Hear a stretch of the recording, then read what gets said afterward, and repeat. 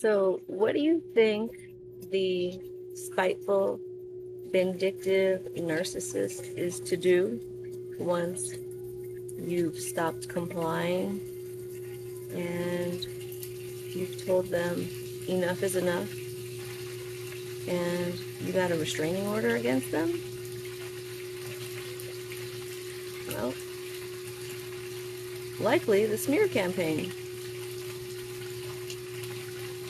A smear campaign is an effort to damage someone's reputation by spreading negative or discrediting information.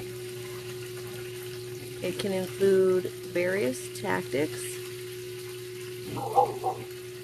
all to spread false or misleading information.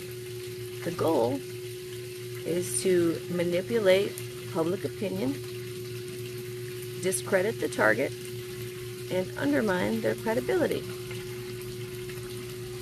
So, for example, I have the truth, which he hates. And in starting to tell that truth,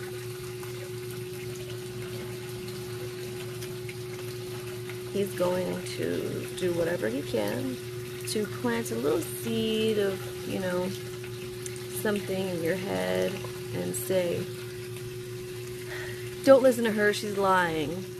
I never did that. Even though, obviously, I would have proof of it. And if you have eyes and a brain, here's reality. And he lives over there somewhere. Or possibly you're one of the girls that he cheated with, and I reached out to ask some questions or get clarification, because if you've ever been in a situation where someone manipulated you so badly that you could never tell what was true and what was false, so you just want to know so you can move on. Like, there's nothing crazy about it.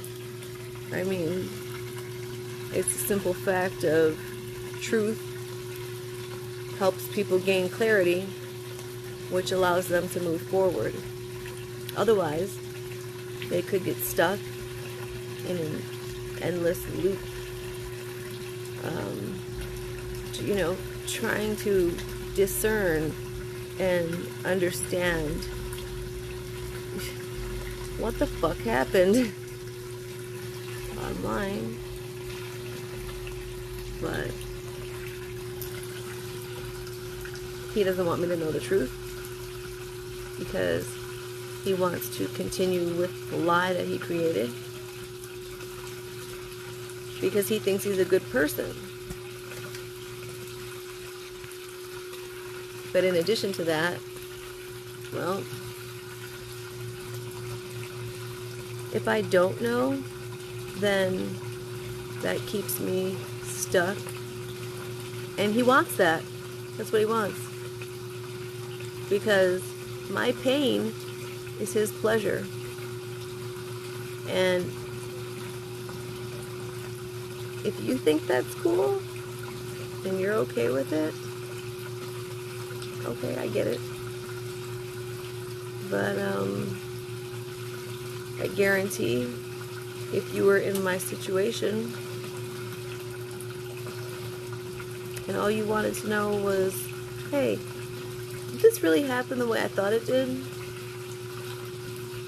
And you have the ability to help someone just gain clarity so they can move on,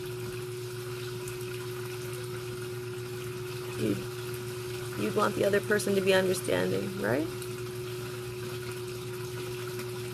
It's not even about him. It's not about being mad. It's none of that. It's just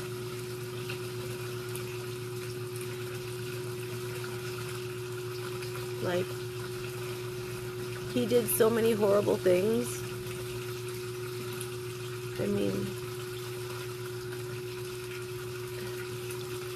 and I did just everything under the sun for him to make him happy and everything. I mean, you'd think just like saving his life, you know, alone would warrant the truth. I mean, he just doesn't want me to. Bottom line, he's pissed off. He didn't want a restraining order. He wanted to continue coming over here and yelling in my face and manipulating me and gaslighting me about where he's been and what he's been doing and why he said he was gonna come over in an hour, but then he comes over 2 days later and has ignored me the whole time. And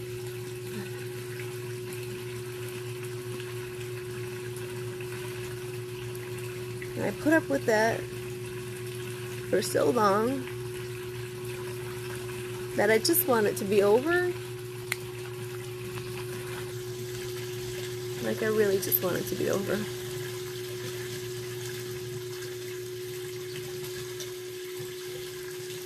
The key aspects of a smear campaign are reputation damage. The primary aim is to tarnish the victim's image and in the eyes of others. You know, so if he says, don't talk to her, she's fucking psycho, then obviously he's projecting, number one.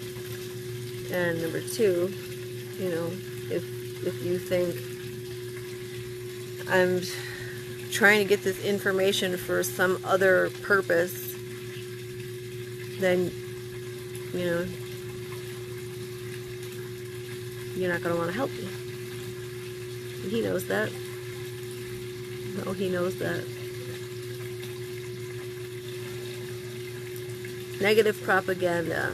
This involves the deliberate spread of false or misleading information, often designed to evoke a negative reaction or perception.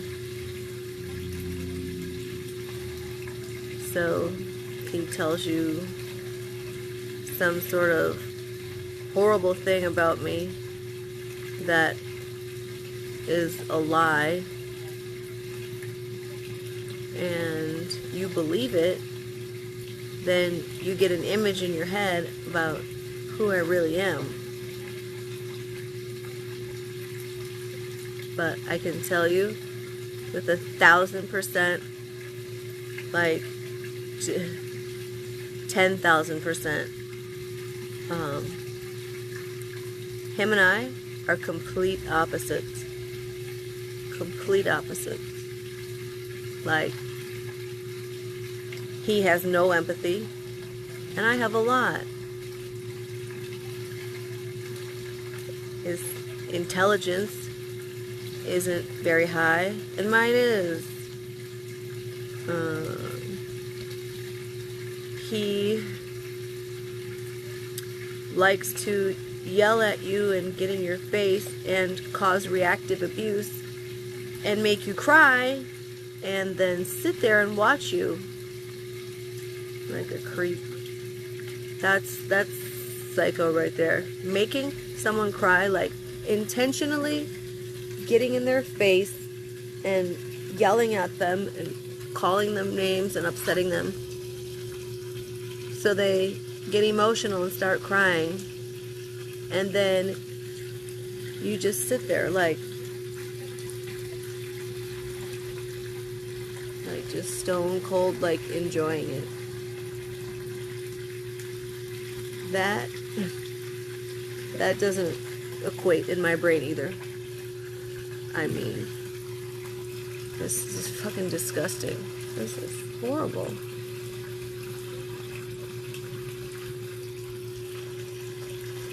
I can't think of a time that I ever made anybody cry, but if I ever did, obviously I would hug them and tell them it'll be okay and I was sorry.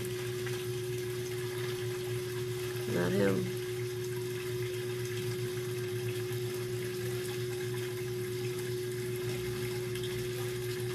Well, discrediting tactics. This can include using fabricated evidence, his delusion that he created, exaggerating minor flaws. She was so mean to me, so mean. She treated me like dog shit. Yeah, I got mad when I found out you were cheating on me, and then when you told me you weren't going to do it anymore, but you continued doing it. Yeah, I didn't like that, so I'm pretty sure nobody would like that.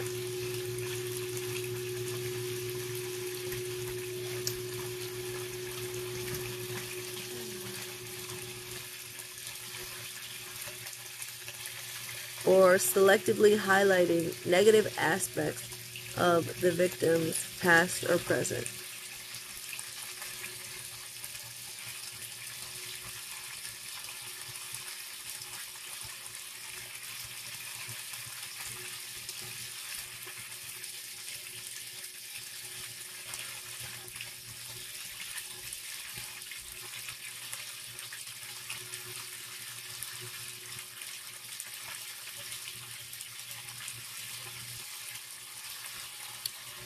So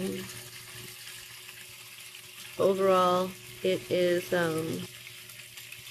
a tactic that is used to damage or call into question someone's reputation, and it can turn individuals against that person, or when they come out with the truth, people will have likely believed the nonsense that the narcissist said.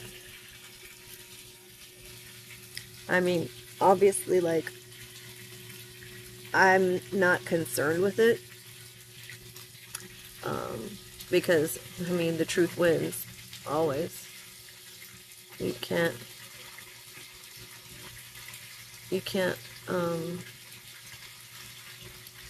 hide the truth forever. I mean, you can only cover it up for so long with your lies and your manipulations, and, you know, people aren't stupid. And when your story changes, 4 times or 5 times, and just little things don't add up. Like you said, oh, well, I left my belt in her car because I was changing out of my work clothes. Why would you be changing out of your work clothes in her car? I mean, if someone was going to change their clothes, they would have done it inside the building in a spacious bathroom, not in a car. And then he said, she picked me up in the morning when I got off work. Well, there's a little problem with that too, because see, he doesn't remember that his work schedule was 2 p.m. to 10 p.m. So he didn't get off work in the morning, got off work at night.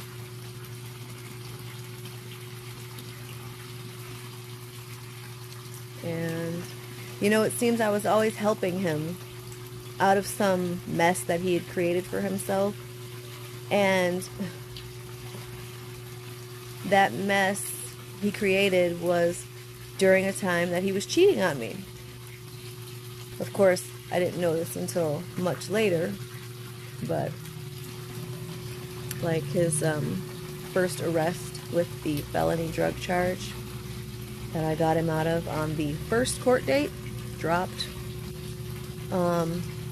He failed to mention that he had gotten pulled over and arrested because he was leaving Ashley's house at 3 a.m. Then, in, let's see, April or May of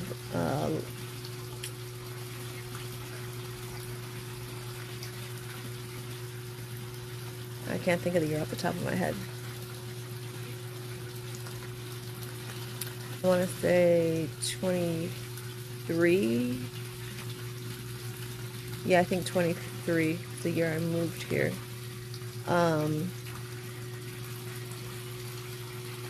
He said that as soon as he got to work and parked his car, he went inside, and then he went back out to get something, like on his break, and he noticed there was a boot on his car. And he couldn't believe that they did that to him. Like, he'd only been parked there for like not even an hour. But of course, you know, with all my FBI investigation tactics,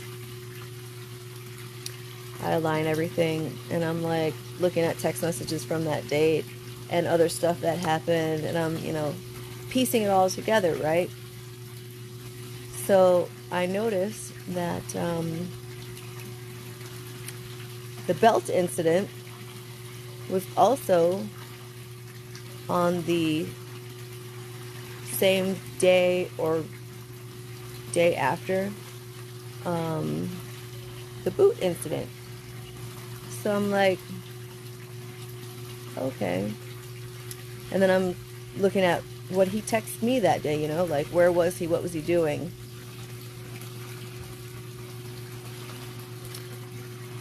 Well, you don't have to be a genius to figure out that he got the boot on his car because, and you see, he doesn't always lie, like, completely. He will throw in a bit of truth, you know, that way it throws you off. So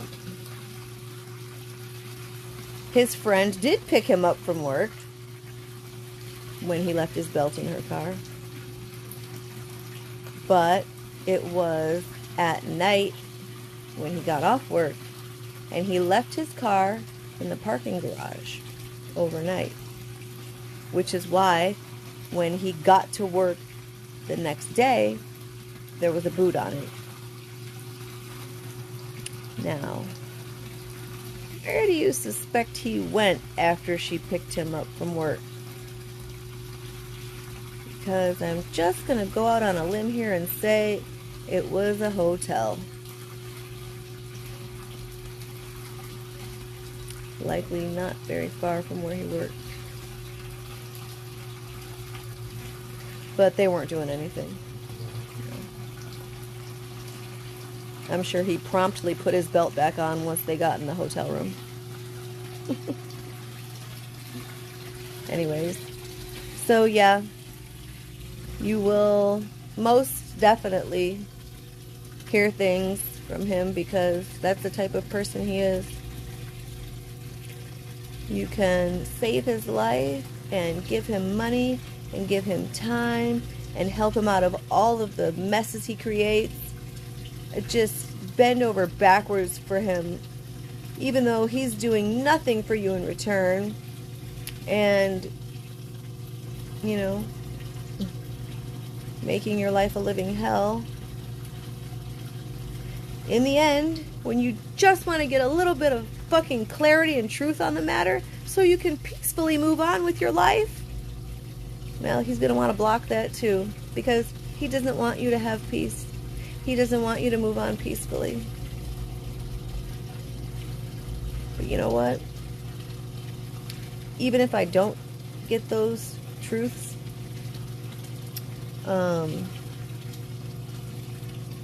the ignoring of the question, you know, the not responding, is basically the same thing as confirming what I said.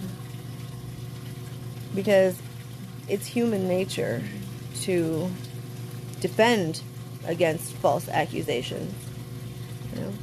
So, if someone asks you a question and it's not true, you're going to want to defend against it, But if it is true, but you don't really want to say that, then you just won't say anything at all.